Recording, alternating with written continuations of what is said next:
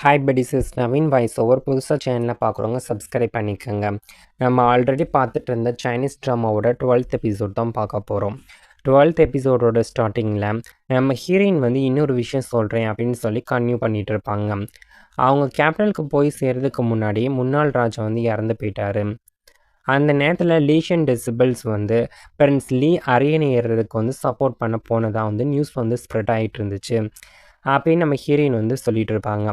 அது கேட்டு நம்ம ஹீரோ சிரிச்சுக்கிட்டே, என்ன உங்களோட அந்த 10 to 15 பேரை ராஜாவாக்க போகிறாங்களா அப்படின்னு சொல்லி கேட்பாங்க. அப்போ நம்ம ஹீரோயின் அப்படியே கன்டினியூ பண்ணுறாங்க. அந்த டயத்தில் பிரின்ஸ் லீயோட சுச்சுவேஷன் ரொம்ப ஆக்வர்டாக இருந்துச்சு. அதான் ரொம்ப சங்கடமாக இருந்துச்சு. பேலஸில் தீப்பிடிச்சதுனால பட்டத்து இளவரசர் இறந்து போயிட்டாரு. அதுக்கப்புறம் முன்னாள் ராஜாவும் இறந்து போயிட்டாரு. அதனால் ஹீரோயினோட சீனியர் டிசபிள்ஸ் பிரின்ஸ் லீயை அந்த எனச்கிட்ட ப்ரொடக்ஷனுக்காக அனுப்பி வைக்கிறாங்க. அதுக்கப்புறம் பிரின்ஸ் லீ ஒரு அக்ரிமெண்ட் கொடுக்குறான். ஆனால் மொயாங் நிறைய பேரை கூட்டிகிட்டு பிரின்ஸ் லீயை கிட்னாப் பண்ணிட்டாங்க அப்படின்னு சொல்லி ஒரு பொய் குற்றச்சாட்டை போடுறான். அதோட லீஷியன் மக்கள் புரட்சி பண்ணுறதுக்காக பிளான் பண்ணிகிட்ருக்காங்க அப்படிங்கிற மாதிரி ஒரு பொய் குற்றச்சாட்டை முன் வைக்கிறான். இதெல்லாம் கேட்ட ஹீரோ கொஞ்ச நேரம் சைலண்ட் ஆயிடுறான். அதுக்கப்புறம் ஹீரோயின் கன்டினியூ பண்ணுறாங்க. அந்த நேரத்தில் எல்லாரும் எங்களை சந்தேகப்பட ஆரம்பித்தாங்க. அதனால் அஃபீஷியல்ஸ் உடனே பனிஷ்மெண்ட் கொடுக்கல. ஆனால் என்னோடய சீனியர் பிரதர் அண்ட் சிஸ்டர்ஸ் ஜெயிலில் போட்டுட்டாங்க. அதுக்கப்புறம் ஒரு எதிர்பாராத ஒரு விஷயம் நடந்துச்சு. அப்போ பிரின்ஸ் லீக்கு 14 வயசு தான் இருக்கும். அவ வெளியில் அவங்கள அடையாளம் காட்டி வாக்குமூலம் கொடுத்துட்டான். அப்போ அவன் பயந்து போய் கூட கொடுத்துருக்கலாம். ஏன்னா மொயாங் அவனை மிரட்டிருக்கலாம். ஆனால் ஹீரோயினால் அதை மன்னிக்கவே முடியல. ஏன்னா ஜெயிலுக்கு போனவங்க ஒன்று முன்ன பின்ன தெரியாதவங்களாம் கிடையாது. 12 வயசுலேருந்து 24 வயசு வரைக்கும் இருந்த அவளோட பாடம் கற்றுக்கிட்ட அந்த டிசபிள்ஸ் தான். ஹீரோ அப்போ ஒரு கொஸ்டின் கேட்குறான், இதையே இப்போ என்கிட்ட சொல்கிறேன் அப்படின்னு சொல்லிட்டு. அப்போ நம்ம ஹீரோயின் என்ன சொல்கிறாங்க அப்படின்னா, பிரின்ஸ் லீ மேலே எனக்கு எந்தவித பர்சனல் ஃபீலிங்ஸும் இல்லை அப்படின்னு சொல்லத்தான். என்கேஜ்மெண்ட் கேன்சல் ஆகாமல் இருந்தால் கூட நான் அவனை கல்யாணம் பண்ணியிருக்க மாட்டேன். அதுக்கப்புறம் அவள் கன்டினியூவாக அந்த பள்ளத்தாக்கு கீழே நிறைய பாம்பு இருந்துச்சு. எவ்வளவோ ட்ரை பண்ணேன் அங்கேருந்து தப்பிச்சு போயிடலாம் அப்படின்னு சொல்லிட்டு. ஆனால் கண்டிப்பாக நீ என்னை காப்பாற்ற வருவ அப்படின்னு சொல்லி எனக்கு ஒரு நம்பிக்கை இருந்துச்சு. அதனால தான் அந்த பாம்பு எல்லாத்தையும் டிஸ்ட்ராக்ட் பண்ணிகிட்டு இருந்தேன். கடைசியில் ஒரு விஷப்பாம்பு என்னை கடிச்சிருச்சு. அதனால் நான் வாங்கிட்டேன் அப்படின்னு நம்ம ஹீரோயின் சொல்லிகிட்டு இருப்பாங்க. இதெல்லாம் கேட்ட ஹீரோ மெதுவாக நம்ம ஹீரோயினோட கணத்தை டச் பண்ணிகிட்டே சாரி அப்படின்னு சொல்லிகிட்டு இருப்பான். அப்போ நம்ம ஹீரோயின் ஒரு விஷயத்த சொல்கிறாங்க, அவங்களோட காலை என்னால் குணப்படுத்த முடியும், உண்மையாக நான் ஒரு ட்ரை பண்ணுறேன், ஒரு சான்ஸ் கொடுங்களேன் அப்படின்னு சொல்லிட்டு இருப்பாங்க. ஒரு காலத்தில் நீங்கள் அந்த டெசர்ட் பேட்டில் ஃபீல்டில் ஃபேமஸான வாரியராக இருந்தீங்க. இப்போ இப்படி வீல் சேர்லேயே உங்களோட வாழ்க்கை மாற வேண்டியது இல்லையே. நீங்கள் உங்களே கிவ் அப் பண்ணுறதை என்னால் பார்த்துட்டு சும்மா இருக்க முடியல அப்படின்னு சொல்லி ஹீரோயின் ரொம்ப ஃபீல் பண்ணி பேசிகிட்டு இருப்பாங்க. அப்போ நம்ம ஹீரோ சிரிச்சுக்கிட்டே, இது அவள்லாம் குணமாகாது, அது அப்படியே விட்டுறேன் அப்படின்னு சொல்லிட்டு இருப்பார். ஆனால் நம்ம ஹீரோயின் இந்த விஷயத்தை விடவே இல்லை. குணமாகும், கண்டிப்பாக குணமாகும், எனக்கு ஒரு சான்ஸ் கொடுங்களேன் அப்படின்னு சொல்லி அவர் ரொம்ப க்யூட்டாக இன்னசென்ட்டாக பேசிகிட்டு இருப்பாள். அதெல்லாம் பார்த்து நம்ம ஹீரோ அப்படியே சிரிச்சுக்கிட்டே அவளோட கண்ணத்தை டச் பண்ணிவிட்டு, சரி ஓகே நீ நினச்சா எல்லாம் சரியாக தான் இருக்கும் அப்படின்னு சொல்லிட்டு இருப்பான். இன்னொரு பக்கம் நம்ம ஹீரோயினோட அப்பாவை தான் காட்டுறாங்க.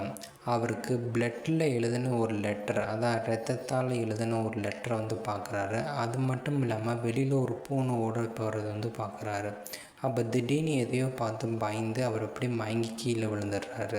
அதுக்கப்புறம் நம்ம ஹீரோயினோட அப்பாவோட ரூமை யாரோ க்ளோஸ் பண்ணி விட்டு அங்கேருந்து போயிடுவாங்க. இன்னொரு பக்கம் நம்ம ஹீரோயினோட தங்கச்சியை தான் காட்டுறாங்க. அதுதான் ஹீரோயினோட தங்கச்சி யூரி. அவள் குடிச்சிட்டு நல்லா போதையில் மலையில் நின்றுட்டுருப்பா. ஃப்ரெண்ட்ஸ் லீவ் வரலன்னா உள்ளே போகவே மாட்டேன்டா அப்படின்னு சொல்லி ரொம்ப ஸ்டப்பாக நின்றுட்டுருப்பா, பிடிவாதம் பிடிச்சிட்ருப்பா. கொஞ்சம் நேரத்துக்கு அப்புறம் ஃப்ரெண்ட்ஸ் லீ அங்கே வந்துடுவார். அவளை ரூமுக்கு கூட்டிகிட்டு போய் பெட்டில் படுக்க வைக்கிறாரு. ஆனால் பாதி சுய நினைவில் இருந்த அவனை பார்த்ததும் திட்ட ஆரம்பிச்சிடுறான். பிரின்ஸ் லீ அமைதியாக அவள் பக்கத்தில் உட்காந்துருப்பானாம். அப்போ அவளை கண்ணை திறந்து பார்க்கும்போது பிரின்ஸ் லீ பக்கத்தில் இருக்கிறத பார்த்துடுவா. அப்போ இந்த கேப்டில் இருக்க எல்லா பசங்களும் கோலைங்க, இப்படி என்னை ட்ரீட் பண்ண உனக்கு என்னடா ரைட்ஸ் இருக்குது அப்படின்னு சொல்லி ரொம்ப கோபமாக அவனை தீத்திட்டு இருப்பான். இந்த யூரி யாருன்னு தெரியுமா? இந்த யூரி ஒரு பணக்கார ஒருத்தனோட பொண்ணு, மகாராணி மாதிரி இருந்தேன் நான் எங்கள் வீட்டில். இப்போ ஒரே வீட்டில் இருக்கிறது உனக்கு பிடிக்கல அப்படின்னா என்னை என்னத்துக்கிட்ட கல்யாணம் பண்ணேன்? கல்யாணம் பண்ணாமல் இருந்துக்கலாம்ல. இப்போ கல்யாணம் பண்ணினதுக்கப்புறம் என்கிட்ட என்னைக்காவது நீ நல்லபடியாக நடந்திருக்கியாடா, சிரித்து பேசியிருக்கியா அப்படின்னு சொல்லி நம்ம ஹீரோயினோட தங்கச்சி வந்து கண்ணெல்லாம் கலங்கி அப்படியே அழுதுகிட்டே வந்து திட்டிகிட்டு இருப்பான். அது கேட்ட பிரின்ஸ் லீ வந்து நம்ம ஹீரோயினோட தங்கச்சியை பார்க்க முடியாமல் அங்கிட்டு திரும்பிக்குவான். ஏன்னா அவனுக்கே அந்த கில்ட்டினஸ் ஃபீலிங் வந்து வந்துருச்சு. அப்போ நம்ம ஹீரோயினோட தங்கச்சி மெதுவாக தரையில் உட்காந்துக்கிட்டு என்னோட கல்யாண நாள் அன்னைக்கு மட்டும்தானே நான் சந்தோஷமாக இருந்தேன் அப்படின்னு சொல்லி பேசிகிட்டு இருப்பான். அப்படி பேசிகிட்டே இருக்கும்போது அப்படியே தூங்கி தூங்கி வழிஞ்சிட்டே இருப்பான். அப்படி அந்த தூங்கி தூங்கி வழிஞ்சிட்டு இருக்கும்போதே அந்த தூக்கத்தில் கூட நான் அந்த பிரின்ஸ் லீயை வந்து வெறுக்கிறேன், நான் அந்த பிரின்ஸ் லீயை வெறுக்கிறேன் அப்படின்னு சொல்லி முணுமுணுத்துக்கிட்டே இருப்பான். அவள் பிரின்ஸ் லீ வந்து அவளை தூக்கிட்டு போய் பெட்டில் வந்து படுக்க வச்சிடுறான். ஆனால் அவனால் தான் நைட் ஃபுல்லாக வந்து தூங்க முடியாமல் ரொம்ப கில்ட்டினஸ் ஃபீலிங்லேயே இருக்கும். அவனுக்கு ஹீரோயின் சொன்ன அந்த வார்த்தையெல்லாம் நினைவுக்கு வருது. அதான் நானும் வந்து பிரின்ஸ் லீயை வந்து வெறுக்கிறேன் அப்படின்னு சொல்லியிருப்பாள் அந்த வார்த்தைகள். பிரின்ஸ் லீ வந்து தனியாக ட்ரிங்க்ஸ் பண்ணிக்கிட்டே தன்னைத்தானே வெறுத்துட்டு இருப்பான். அப்போ அவனோட க்ளோஸ் அட்வைசர் வந்து அவனுக்கு ஆறுதல் சொல்லிட்டு இருப்பாங்க. ஒரு நாள் ஹீரோயின் வந்து உங்களோட கஷ்டத்தை எல்லாத்தையும் வந்து கண்டிப்பாக புரிஞ்சுக்குவாங்க அப்படின்னு வந்து அவர் சொல்லிட்டு இருப்பார். அது கேட்கும் போது தான் பிரின்ஸ் லீக்கு வந்து கொஞ்சம் நிம்மதியாக இருக்கும். அவனுக்கு லீஷனில் படித்த அந்த மெமரிஸ் எல்லாம் வந்து ஞாபகத்துக்கு வருது. அப்போ எல்லாரும் வந்து அவனை அவாய்ட் பண்ணிட்டு இருந்திருப்பாங்க. ஆனால் நம்ம ஹீரோயின் மட்டும் அவன்கிட்ட நல்லா க்ளோஸாக வந்து பழகிட்டு இருப்பாங்க. நம்ம ஹீரோயினை பார்க்கும்போது அவனுக்கு அப்படியே இந்த சன்லைட் மாதிரி ரொம்ப பிரகாசமாக இருக்கும். பல விஷயத்த வந்து அவனுக்கு கற்றுக் கொடுத்துட்ருப்பாங்க. மலைக்கு போயிட்டு திரும்பி வரும்போதெல்லாம் சின்ன சின்ன கிஃப்ட் கூட வாங்கிட்டு வந்து அவனுக்காக கொடுப்பாங்க. ஆனால் ஒரு நாள் அவனோட அப்பா வந்து அதான் நம்ம பிரின்ஸ் லீயோட அப்பா வந்து நீ பேலஸ்க்கு திரும்பி வா அப்படின்னு சொல்லி கூப்பிட்டுருந்துருப்பாரு. அதுக்கப்புறம் எல்லாமே மாறி போயிடுச்சு. அவனோட தாத்தா இறந்து போயிட்டாங்க, அவனோட அப்பா இறந்து போயிட்டாங்க. அந்த டாங்ஹாங் பேலஸ் வந்து தீக்கு இரையாகி போச்சு, அது தீப்பிடிச்சு எரிஞ்சிருச்சு. அப்புறம் நம்ம பிரின்ஸ் லீயை வந்து ஜெயிலில் போட்டாங்க. அப்போ நம்ம மகாராணி தான் முழு அதிகாரத்தையும் வந்து கைப்பற்றி க்ரௌன் பிரின்ஸை வந்து ராஜாவாக்கி விட்டாங்க. பிரின்ஸ் லீ வந்து உயிர் பழச்சதே ஒரு அதிசயம் மாதிரி தான் இருக்கும். வெளியில் அது கருணை காட்டினது மாதிரி தெரிஞ்சாலும் உண்மையிலே அவனை பல வருஷமாக வந்து ஜெயிலில் தான் வச்சுருந்தாங்க. ஜெயிலிருந்து வெளில வந்தப்போ பிரின்ஸ் லீ தன்னைத்தானே அவன் ரொம்ப பரிதாபமாக வந்து நினச்சிட்டு இருந்தான். மகாராணியோட விருப்பப்படி நடந்துக்கிறத தவிர அவனுக்கு வேறு வழியே இல்லை. ஆனால் அவனோட மனசுக்குள்ளே ஒரு நாள் நான் கண்டிப்பாக பழி வாங்குவேன் அப்படின்னு சொல்லி டிசைட் பண்ணி வச்சுருந்துருப்பான். அப்போ அவனோட அட்வைசர் வந்து ஒரு விஷயத்த சொல்கிறாரு. இப்போ மகாராணி வந்து உங்களை நல்லா நம்ப ஆரம்பிச்சிட்டாங்க. இந்த சான்ஸை யூஸ் பண்ணி லீஷியனோட உங்களுக்கு இருக்க அந்த லிங்க்கை வந்து கம்ப்ளீட்டாக கட் பண்ணி விடுங்க அப்படின்னு அவன் சொல்லிட்டு இருப்பான். அது மட்டும் இல்லாமல் இன்னொரு விஷயத்த வந்து ஞாபகப்படுத்துகிறான். அந்த டாஹாங் பேலஸ் வந்து எரிக்கப்பட்ட அந்த இன்சிடெண்ட் வந்து மறந்துடாதீங்க. இந்த பிளான் வந்து ஃபெயிலியர் ஆயிடுச்சு அப்படின்னா ஹீரோயினுக்கு ரொம்ப பெரிய கஷ்டம் வரும். ஃபஸ்ட்டு நீங்கள் அரியணையை கைப்பற்றுங்க, அதுக்கப்புறமேட்டுக்கு ஹீரோயினை வந்து மகாராணி ஆக்கிக்கலாம் அப்படின்னு இவங்க பேசிகிட்டு இருப்பாங்க. ஆனால் இந்த விஷயம் எல்லாமே அவங்க நினச்சபடி நடக்கவே இல்லை. மகாராணி வந்து திடீர்னு ஹீரோயினை ஹீரோவோட வந்து அதே நாள் அன்னைக்கு வந்து கல்யாணம் பண்ணி வச்சுருப்பாங்க. கல்யாண நாள் அன்னைக்கு நைட் அந்த கல்யாண ஃபங்க்ஷன்லாம் முடிஞ்சிட்டு அந்த கல்யாண ஃபங்க்ஷனில் நம்ம பிரின்ஸ் லீ வந்து நல்லா ட்ரிங்க்ஸ் பண்ணியிருப்பான். அப்போ ட்ரிங்க்ஸ்லாம் பண்ணதுக்கு அப்புறமேட்டுக்கு தன்னோட அந்த வெட்டிங் ட்ரெஸ் இருக்கும்ல, சிகப்பு கலர் வெட்டிங் ட்ரெஸ், அதை கலட்டிட்டு ஒரு பிளாக் கலர் ட்ரெஸ் வந்து போட்டுக்குவான். அதுக்கப்புறம் சீக்கிரட்டாக யான்ஃபேங் இருக்கிற இடத்துக்கு வந்து போகிறான். அப்போ தான் ஒரு பெரிய உண்மை வந்து தெரிய வருது. இதுக்கு முன்னாடி யான்ஃபேங்கை நம்ம ஹீரோ வந்து காப்பாற்றி கூட்டிகிட்டு வந்துட்டு இருந்திருப்பான். அப்படி வந்துட்டுருக்க வழியில் க்ரௌன் பிரின்ஸுக்கு அதாவது ராஜாவுக்கு வந்து ரொம்ப நம்பிக்கைக்குரிய ஒருத்தர் வந்து யான்ஃபேங்கை கூட்டிகிட்டு வர சொன்னாங்க ராஜா அப்படின்னு சொல்லி வந்து நம்ம ஹீரோ வந்துட்டுருக்க வழியில் யான்ஃபேங்கை வந்து கூட்டிகிட்டு போயிருந்திருப்பாங்க.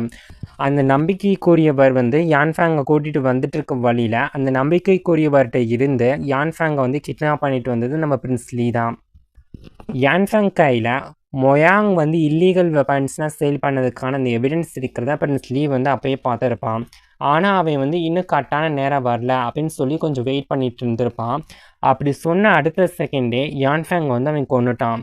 எதுக்கிட்ட அந்த ஒரு ஷாக்கிங்கான டிசிஷன் அப்படின்னு பார்த்தோம் அப்படின்னா, இத்தனை நாளாக வந்து காப்பாற்றி வச்சுருந்தான், இப்போ கடைசியில் ஏன்டா அப்படி கொல்லத்தானா அப்படிங்கிற மாதிரி இருக்கும்.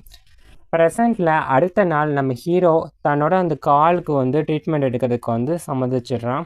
அப்போ ஹீரோயின் வந்து ஒரு டாக்டர்கிட்ட போய் சஜஷன் வந்து கேட்குறாங்க. அப்போ டாக்டர் ஒரு விஷயத்த சொல்கிறாங்க, அவனோட காலை வந்து குணப்படுத்துறதுக்கு சான்ஸ் இருக்குமா அப்படின்னு சொல்லுவாங்க. அப்போ நம்ம ஹீரோயின் வந்து தன்னோட ட்ரீட்மெண்ட் பிளான் வந்து எக்ஸ்பிளைன் பண்ணுறாங்க. ஃபஸ்ட்டு அக்குபஞ்சர் நீடில் யூஸ் பண்ணி பிளட் கிளாட்டை வந்து ரிமூவ் பண்ணிடலாம். அதுக்கப்புறம் அந்த மெடீரியன் பாயிண்ட்டை வந்து நம்ம புஷ் பண்ணலாம். கடைசியாக அந்த போன்ஸ்லாம் ரீப்ளேஸ்மெண்ட் பண்ணுறத வந்து நம்ம பார்த்துக்கலாம் அப்படின்னு சொல்லிட்டு இருப்பாங்க. அதுக்கு டாக்டரும் வந்து சரி ஓகேம்மா, அதெல்லாம் கண்டிப்பாக செஞ்சிட முடியும், ஆனால் ட்ரீட்மெண்ட் வந்து கொஞ்சம் கஷ்டமாக தான் இருக்கும் அப்படின்னு சொல்லி வார்ன் பண்ணுவார். ஆனால் நம்ம ஹீரோயினோட ஃபேஸில் எந்தவித தயக்கமும் இருக்காது. அவங்க நேராக அந்த அக்குபஞ்சர் நீடில் எடுக்கிறாங்க. அதுவும் அந்த நீடில் வந்து கொஞ்சம் நீளமாக இருக்க அக்குபஞ்சர் நீடிலாக. அது அங்கே பார்த்த எல்லாருக்கும் வந்து கொஞ்சம் பயமாக இருக்கும், இவ்வளோ பெரிய நீடிலா அப்படின்னு சொல்லிட்டு. நம்ம ஹீரோவோட அண்ணியும் அப்புறம் மோயுவும் ரொம்ப கவலையோடு பார்த்துட்ருப்பாங்க. ஆனால் ஹீரோயினுக்கு வந்து நம்பிக்கை இருக்குது, கண்டிப்பாக என்னால் முடியும், இது வந்து சேஃபாக இருக்கும், ஹீரோ கண்டிப்பாக வந்து குணமடைஞ்சிடுவான் அப்படின்னு சொல்லிகிட்டே இருப்பாங்க. அப்படியே இந்த நாட்கள் வந்து போகுது. சில நாட்கள் வந்து வாரமாக மாறுது, சில வாரங்கள் வந்து மாதம் வந்து மாறுது. இப்படியே ஒரு மாதம் வந்து ட்ரீட்மெண்ட் வந்து போயிட்டே இருக்குது. ஹீரோ வந்து எல்லா ட்ரீட்மெண்ட் ஸ்டேஜையும் வந்து வெற்றிகரமாக கடந்து வந்துட்டான். கடைசியில் ரொம்பவும் கஷ்டமான ஸ்டேஜான அந்த போன் டிஸ்செட்டிங் ஸ்டேஜ் வந்து வருது. ஹீரோயின் வந்து தினமும் அவனை வந்து நல்லா கவனிச்சுக்குவாங்க. அக்குபஞ்சர் பண்ணுறது, அப்புறம் அந்த மெடிசனை ப்ரிப்பேர் பண்ணி கொடுக்கறது, மருந்து கொடுக்கறது அப்படின்னு எல்லாத்தையுமே வந்து அவங்களே வந்து பார்த்து பார்த்து பண்ணிகிட்டு இருப்பாங்க. ஒரு நாள் நம்ம ஹீரோயின் வந்து ரொம்ப ஃபீலிங்ஸோட இது ரொம்ப வலிக்கும்ல அப்படின்னு சொல்லிட்டு இருப்பாங்க. ஆனால் நம்ம ஹீரோ அப்படியே சிரிச்சுக்கிட்டே, எனக்கு பயம்னா ஒன்றும் இல்லை, இப்போ இருக்க சுச்சுவேஷனை விட மோசமாக எதுவுமே இருக்காது, ஆனால் நான் உன்னை நம்புகிறேன் அப்படின்னு சிரிச்சுக்கிட்டே சொல்லுவான். அது கேட்டு நம்ம ஹீரோயின் வந்து இன்னும் கான்ஃபிடெண்ட்டாக வந்து சொல்கிறாங்க, கண்டிப்பாக நான் வந்து உங்களை முழுசாக குணப்படுத்திடுவேன் அப்படின்னு சொல்கிறாங்க. ஹீரோ மெதுவாக அவளோட கையை பிடிச்சிக்கிட்டு ரெண்டும் வந்து பேசிகிட்டு இருக்கோங்க. இந்த ஒரு மாதமாக நம்ம ஹீரோ வந்து ஆஃபீஸ்க்கு போகவே இல்லை, ஆனால் வேலை மட்டும் ஸ்டாப் ஆகவே இல்லை. ஏன்னா கவர்மெண்ட் டாக்குமெண்ட்ஸ் எல்லாத்தையுமே வீட்டுக்கே கொண்டு வர சொல்லி நம்ம ஹீரோ எல்லா வேலையும் வந்து கன்னியூவாக வந்து பார்த்துக்கிட்டே இருந்திருப்பார். அதனால் வேலை வந்து ஸ்டாப் ஆகிருக்காது. இன்னொரு பக்கம் நம்ம மொயாங்கை தான் காட்டுறாங்க. மொயாங்க்கு நம்ம ஹீரோ கிட்டேருந்து ஒரு எக்ஸ்ப்ளனேஷன் வந்திருக்கும். தன்னோட ஆட்கள் வந்து இறந்து போனதை பற்றி ஹீரோ சொன்ன ஒரு ரீசன், அந்த மலையில் இருக்க கொள்ளைக்காரங்க வந்து அட்டாக் பண்ணிட்டாங்க, அதனால் அக்யூஸ்ட் வந்து தப்பிச்சு ஓடி போயிட்டாங்க அப்படின்னு வந்து அவங்க சொல்லியிருப்பாங்க. அது கேட்ட மொயாங்க்கு வந்து ரொம்ப கோபமாக வந்துடும், எரிமலையாக வெடிச்சிட்டு இருப்பான். இப்படி ஒரு காரணத்தை யாராவது நம்புவாங்களா அப்படின்னு சொல்லி கத்திட்டு இருப்பான். ஆனால் அவனோட சப்பார்டினேட் வந்து சிரிச்சுக்கிட்டே, நாமளும் தான் அந்த யான்ஃபேங் வந்து பிடிக்க ஆளை அனுப்புனப்ப அவங்கள அந்த மலை கொள்ளைக்காரங்க வந்து அட்டாக் பண்ணிட்டாங்க அப்படின்னு சொல்லோம்ல அப்படின்னு சொல்லி ஞாபகப்படுத்துவான். அப்போ தான் மொயாங்க்கு ஒரு விஷயமே புரியுது, ஹீரோ தன்னோட ட்ரிக்கை யூஸ் பண்ணி தான் மேலே வந்து யூஸ் பண்ணியிருக்கான் அப்படின்னு சொல்லிட்டு. இதனால் மொயாங்க்கு வந்து இன்னும் ரொம்ப எரிச்சல் ஆயிரும். ஆரம்பத்துலேயே அவனை கிள்ளி எரிஞ்சிருக்கணும்டா அப்படின்னு சொல்லி கடுப்பில் அப்படியே பல்ல கடிச்சிட்டு இருப்பான். ரொம்ப கோவப்பட்ட மொயாங் வந்து டேரெக்டாக வந்து மகாராணியை மீட் பண்ணலாம் அப்படின்னு சொல்லிட்டு அரண்மனைக்கே வந்துடுவான். ஹீரோ தன்னை வந்து அதிகமாக வந்து டார்கெட் பண்ணிகிட்டு இருக்கான் மேடம் அப்படின்னு சொல்லி அவங்கள்ட்ட வந்து கம்ப்ளைண்ட் பண்ணிகிட்டு இருப்பான். அதுக்கு மகாராணி வந்து, அப்படியா, அப்போ யான்ஃபேங்கோட விஷயம் என்ன ஆச்சு அப்படின்னு சொல்லி கேட்பாங்க.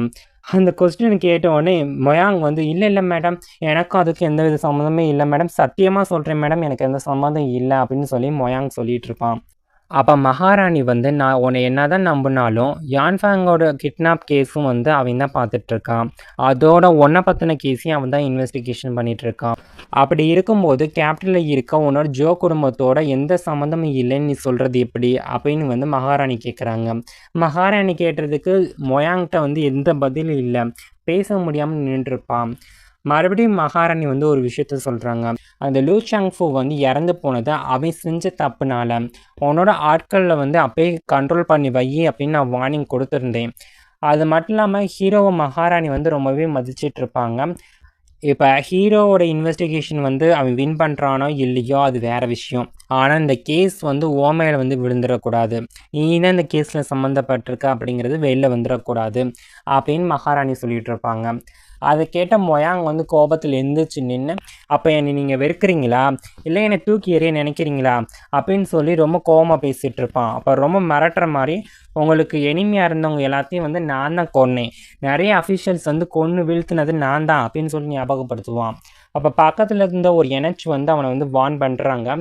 ஆனாலும் அந்த மோயாங் வந்து அடங்கவே இல்லை, மறுபடியும் காத்திக்கிட்டு இருப்பான்.